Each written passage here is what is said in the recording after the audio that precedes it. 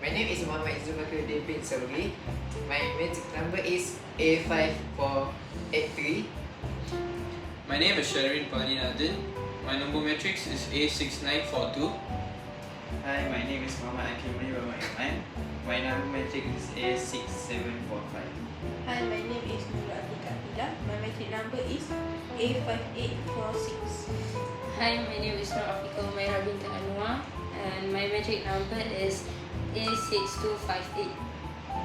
We will represent our assignment, math assignment, which is back-to-back Stem and Leaf. Good day to our lecturer and fellow classmates. Today we will be presenting an analysis of a survey conducted on students' lifestyle habits, specifically focusing on the total number of minutes they sleep in a day. Our study involves a total sample size of 30 students, divided equally between two groups, Tutorial 7 and Tutorial 8, with 15 participants from each class. This allows us to compare the sleeping patterns of these two distinct groups effectively. To illustrate our findings, we have constructed a back-to-back stem and leaf plot. As you can see on the screen, the stem in the center represents the hundreds and tens of minutes, while the leaves on either side represent the specific units for Tutorial 7 and Tutorial 8. To give you an example of how to read this data, let's look at the key 40 to 80. This indicates that a student in Tutorial 7 sleeps for 240 minutes, while a student in Tutorial 8 sleeps for 280 minutes. This method provides a clear side-by-side comparison of the distribution from those getting as little as 180 minutes to those reaching 600 minutes of sleep. Thank you. Let's tackle this mean calculation. I have two different data here, Tutorial 7 and Tutorial 8. First, we need to find the sum of this data. For total data for Tutorial 7, we have 5,580, and for Tutorial 8, we have 5,400. To find the sum,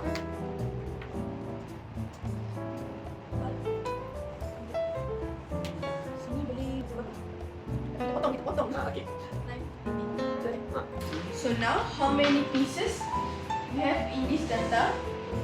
We already have sum for the data, which is n is equal to 30. So we just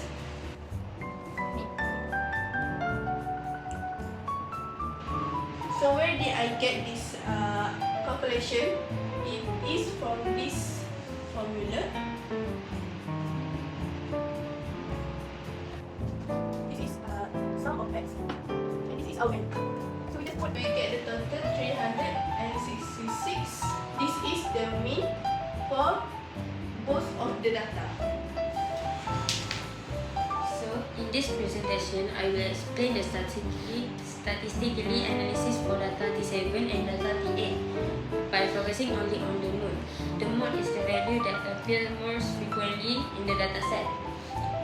For data T7, after arranging and observing the value, I found that 300 appear 4 times, which is the most frequent any than other value. Therefore, the mode for data T7 is 300. This shows 300 is the most common value in the dataset. 48. I also examined the frequency of each value. In the dataset, 360 appear 5 times, which is the highest frequent compared to the other number. Therefore, the mode for data T8 is 360. This indicates that 360 is the most frequently occurring values in data T8. That's all. We move to the next topic, which is the median. To find the median, we need to ensure all our data points from the table are arranged in the smallest to the largest. The median represents the median value of this distribution.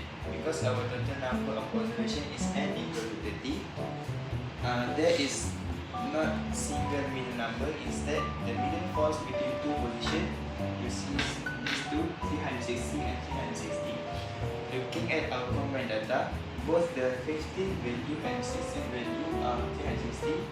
When we have two middle numbers, we take their average using this formula 360 plus 360 and divided by 2, and we equals to 360. So 360 is the exact center of this value, and which means 50% of the table are above and 50% of this table are below this 360. In this presentation, I will explain the statistical analysis for data T7 by focusing on the variance and standard deviation. To calculate the variance, I first use the sample variance formula, which is summation of x square minus the square of the summation of x divided by n. For T7, the total number data is 15.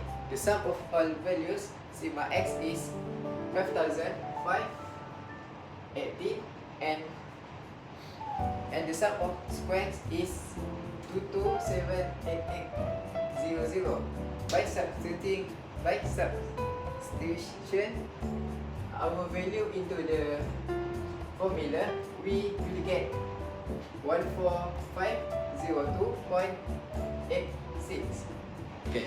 To find the standard deviation, I talk with the square root of the variance, and which gives answer is 120.43.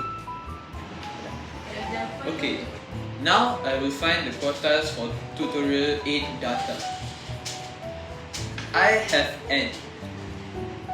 The number of data is 15, already listed in order, which is the first step. To find the middle of the pack, which is quartile 2, or the median, I'll use the position formula, which is 8. So the 8th value in my list is 360. So 360 is our quartile 2.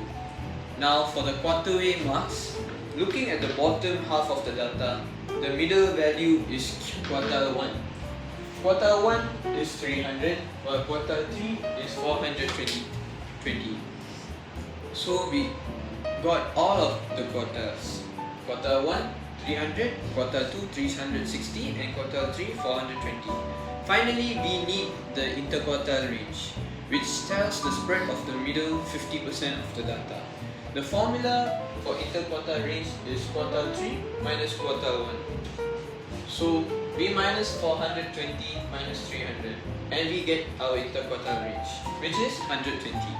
That's all. Thank you.